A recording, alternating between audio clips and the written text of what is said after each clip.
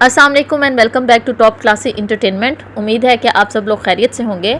आज हमने तसव्वुफ़ पर लिखी गई उमैरा अहमद की एक बड़ी ज़बरदस्त कहानी की सिलेक्शन की है आपको स्टोरी सुनाने के लिए। जी हाँ, मैं बात कर रही हूँ ड्रामा सीरियल शहरेज़ाद की, जो हम टीवी पर नशर किया गया था। ये एक तसव्वुफ़ पे लिखी हुई बड़ी ही ज़बरदस्त और मुनफरिद कहानी है। अगर आप अपने रब के साथ अपना कनेक्शन बिल्ड करना चाहते हैं, अपनी बॉन्डिंग बनाना चाहते हैं, तो ये वाला ड्रामा सीरियल ज़रूर देखिएगा। यहाँ से आपको बड़ी ज़बरदस्त किस्म की चीज़ें देखने और समझने के लिए मिलेंगी। ड्रामे की कास्ट बड़ी ज़बरदस्त सेलेक्ट की गई है। माहिरा खान, मिकाल जुल्फ़िकार, मोहिब मिर्ज़ा, समीना पीरज़ादा, हिना अल्ताफ़ जैसे बड़े बड़े लोग बड़े अच्छे और स्ट्रॉन्ग किरदार उन्होंने अदा किए हैं। शहरेज़ाद कहानी है फलक शेर अफ़गन की, एक ऐसी लड़की जिसके पास ज़िंदगी की हर सहूलत, हर आसाइश मौजूद है। उसके पास ज़िंदगी में सब कुछ है, लेकिन फिर भी एक खालीपन उसकी ज़िंदगी में रहा है। वो तलाश में है कुछ नया करने के। माहिरा खान फ़लक शेर अफ़गन का किरदार अदा कर रही हैं। फ़लक दरअसल अपने वालिदैन की इकलौती औलाद हैं। शेर अफ़गन साहब बहुत बड़े इंडस्ट्रियलिस्ट हैं और उनके पास अल्लाह की दी हुई तमाम तर नेमतें मौजूद हैं। फ़लक चूँकि उनकी इकलौती बेटी है, इसलिए उसे ज़िंदगी में कभी भी किसी चीज़ की कमी नहीं रही है। हिना अल्ताफ़ उसकी वालदा का किरदार अदा कर रही हैं, जबकि समीना पीरज़ादा फ़लक की नानी का किरदार अदा कर रही हैं, जो बड़ा ही सबसे ज़्यादा स्ट्रॉन्ग और मजहबी किस्म का करैक्टर है। मैं समझती हूँ कि आजकल ऐसी नसीहतें करने वाली माएँ भी मौजूद नहीं हैं। जिस तरह वो खलीलुर रहमान कमर कहते हैं ना कि औरतों ने अपने मर्दों से सवाल करने छोड़ दिए हैं कि कमा कर कहाँ से लाते हो। तो ये जो नानी का करैक्टर है ना, ये भी वही करैक्टर है जो आपको मज़हब से रिलेट करता है। आपसे पूछता है नमाज़ पढ़ा करो, तिलावत किया करो। आप नमाज नहीं पढ़े हो, आप मज़हब से दूर हो रहे हो, अपने अल्लाह से आपका कनेक्शन नहीं है, आप दुनियादारी में चल रहे हो। इस किस्म की नसीहतें करने वाली माएँ भी कम होती जा रही हैं। इस वजह से हम मज़हब से, ईमान से थोड़े से दूर होते चले जा रहे हैं। ये कहानी ज़रूर देखिएगा, यहाँ से आपको बहुत कुछ सीखने और समझने को मिलेगा। चलें जी, शुरू करते हैं। हम ड्रामे की कहानी शुरू होती है कि फ़लक दरअसल फ़ाइन आर्ट्स की स्टूडेंट्स है और हमज़ा और उशना उसके बड़े ही अच्छे कॉलेज के फ्रेंड्स हैं। जैसा कि मैंने पहले जिक्र किया कि फ़लक एक बड़े अच्छे ख़ानदान से ताल्लुक़ रखती है। उसके पास किसी चीज़ की कोई कमी नहीं है। सहूलतें, आसाइशें, बड़ी गाड़ियाँ, घर, हर गर्ज़ के हर किस्म की नेमतें उसके घर में मौजूद हैं। जो नहीं है वो ख़रीद सकती है, अफोर्ड कर सकती है, ज़ाहिरी बात है। अब उसके पास वो स्टूडेंट है, अभी पढ़ रही है, लेकिन उसके बावजूद शहर के अच्छे अच्छे बड़े घरानों से उसके लिए रिश्ते आते हैं। उसके वालिदैन सोच रहे हैं कि अब उसकी शादी के बारे में सोचना चाहिए। फ़लक को राज़ी कर रहे हैं कि वो भी जितने रिश्ते आते हैं उनमें से किसी एक के लिए हामी भरे, लेकिन फ़लक को उनमें से कोई भी पसंद नहीं आता। वजह क्या है कि वो खूबसूरत है, ज़हीन है और उसके पास दुनिया की हर नेमत मौजूद है। सब लोग उसे पसंद करते हैं, उसे सराहते हैं।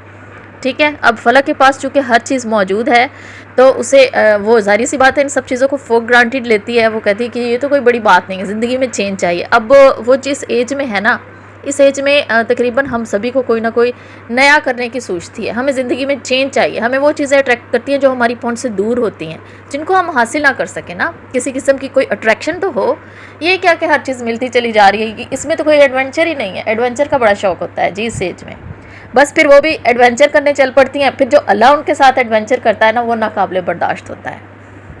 और ये सिर्फ एक ड्रामे की कहानी नहीं है, असल में रियल लाइफ भी इसी से रिलेट करती है। हम सभी ने अपनी ज़िंदगी में ये गलतियाँ की हैं, नहीं की तो मेरा ख्याल है आगे चल के कर लेते हैं, करते ज़रूर हैं। फ़लक के लिए हर तरह के अच्छे और अमीर घरानों से रिश्ते आते हैं, लेकिन उसे किसी में भी कोई दिलचस्पी नहीं है। उसे कोई अच्छा ही नहीं लगता, कोई अट्रैक्ट ही नहीं करता, कि हर किसी में कोई ना कोई खामी निकाल के वो रिश्ते को रिजेक्ट कर देती है कि नहीं, मुझे तो यहाँ शादी नहीं करनी। अच्छा, उसके पेरेंट्स भी उस पर ज़बरदस्ती नहीं कर रहे, क्योंकि अभी उसकी एज कम है, पढ़ रही है, उसके पास बहुत सा टाइम है, इकलौती औलाद है, रिश्तों का कोई मसला नहीं है।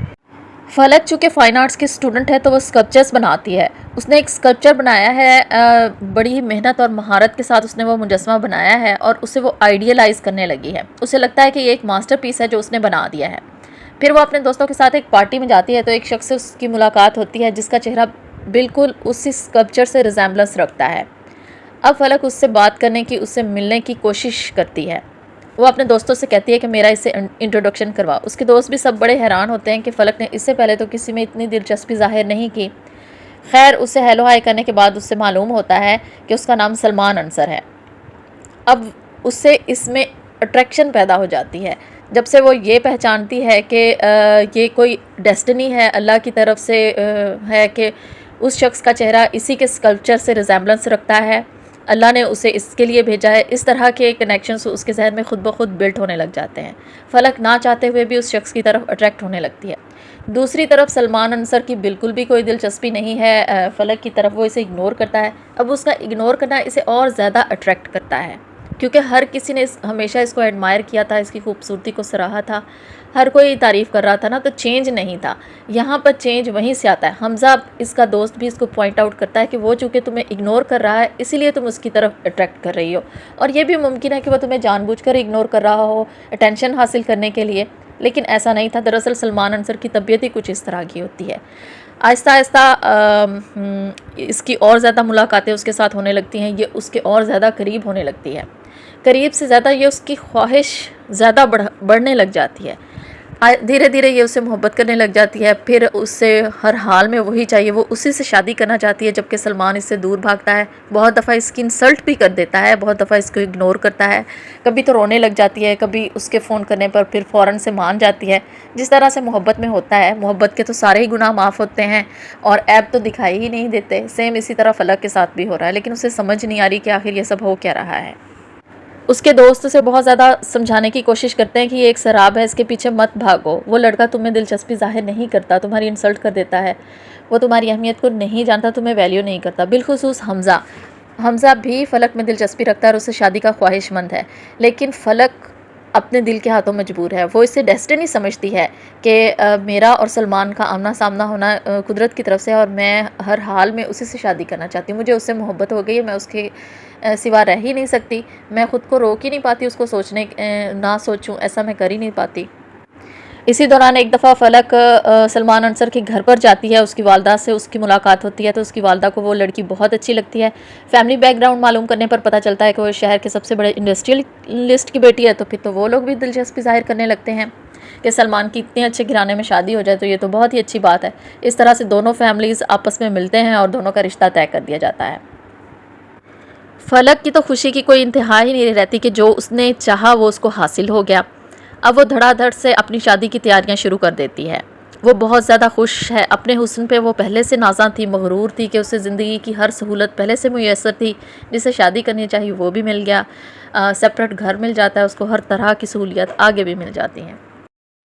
शादी के कुछ अर्से तक तो ये कहानी बिल्कुल इसी तरह अच्छी, सुहानी और ठीक चलती रहती है, लेकिन शादी के कुछ अर्से के बाद सलमान अंसर का रवैया बिल्कुल चेंज होना शुरू हो जाता है। वो फ़लक को रात लेट घर पे आने लगता है, इसे बिल्कुल टाइम नहीं देता, बिल्कुल भी अहमियत नहीं देता, बहुत ज़्यादा इग्नोर करता है, बात पे उसको डांट देता है, सख्ती से बात करता है और किसी भी तरह से उसके साथ है कि आजकल सलमान की दिलचस्पियाँ फैक्ट्री में काम करने वाली एक मामूली सी मुलाजमा की तरफ हैं, जिस पर फ़लक यकीन नहीं कर पाती। नहीं, ऐसा कैसे हो सकता है, सलमान अंसर ख़वातीन में ज़्यादा दिलचस्पी नहीं रखता, उसे ये बात मालूम थी।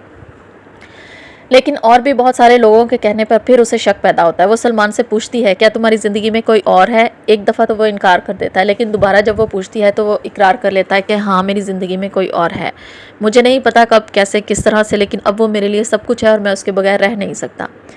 ये फ़लक के लिए बहुत बड़ा शौक़ था, उसने कभी ऐसा सोचा भी नहीं था कि उसके साथ इस तरह से हो जाएगा। अब वो एक रोज़ उससे बताए बगैर फैक्ट्री जाती है उस लड़की को देखने के लिए कि आखिर मैं देखूं उसमें ऐसा क्या है जिसने सलमान को पागल कर रखा है। रब अगर है ना तो वो सब अल्लाह ही के इख्तियार में है। अब वो उसकी तरफ रुजू करना चाहती है, लेकिन उसे नमाज़ पढ़नी नहीं आती, उसे वज़ू का तरीका नहीं आता, उसे कुरान पढ़ना नहीं आता। वो अपने अल्लाह के साथ अपना कनेक्शन बनाना चाहती है। यहाँ पर फिर वो अपनी माँ से सवालात शुरू कर देती है कि आपने मुझे ये सब कुछ जो बुनियादी था, ज़रूरी था, वो तो आपने मुझे सिखाया है।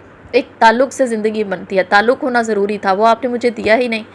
फिर वो अपनी नानी के पास जाने लगती है। नानी उसको वो सारे सबक जो शुरू से पढ़ाने चाहिए थे वो नहीं पढ़ पाती, उसकी नानी उसे वो सारा कुछ सिखाती है, समझाती है। आगे चलकर अब उसका दिल फिरने लगता है, वो अल्लाह की तरफ माइल होने लगती है, दुनिया की चीज़ें उसका रवैया बदलने लगता है, गुरूर उसका टूट चुका है। अब वो ख़ुद को डाउन टू अर्थ फील करती है। जिस तरह से लोगों के साथ उसके रवैये थे अब वो नरम होने लगी है, मुलाजमीन के साथ भी बेहतर सलूक करने लगी है। सलमान की ख्वाहिश जो उसके दिल में शदीद थी हासिल कर लेने की, अब वो भी ख़त्म हो गई है उसके दिल में। जब वो उसे छोड़ देती है तब सलमान दोबारा से उसके पास पलट कर आ जाता है। जिस लड़की के पीछे लगा हुआ था वो उसे धोखा देकर चली जाती है। सलमान को भी उसी तरह से नर्वस ब्रेकडाउन होता है जैसे इसे हुआ था। अब वो बीमारी की हालत में उससे मिलने के लिए जाती है। सलमान उससे अपने किए की माफ़ी मांगता है और कहता है कि मेरी तरफ लौट कर आ जाओ। माफ़ करना इसके लिए बिल्कुल भी आसान नहीं होता, लेकिन उसकी नानी कहती है कि अगर माफ़ी मांग रहा है तो तुम उसे माफ़ कर दो, अपने घर वापस चली जाओ, अल्लाह की रज़ा इसी में थी, तुम भी राज़ी हो जाओ। इस पर फलक उसे माफ़ कर देती है और अपने घर वापस लौट कर आ जाती है। इस सारी कहानी में उसने अपने रब के साथ कनेक्शन स्ट्रॉन्ग कर लिया। अब उसका हस्बैंड उसके लिए वो वैल्यू नहीं करता जो कभी हुआ करती थी, लेकिन खोकर भी उसने ज़िंदगी में सब कुछ हासिल कर लिया। लाइक और सब्सक्राइब ज़रूर किया कीजिए, इससे हौसला अफजाई होती है। फिर आपसे मुलाकात होती है किसी और वीडियो, किसी और कहानी को डिस्कस करते हुए। तब तक के लिए अल्लाह हाफ़िज़।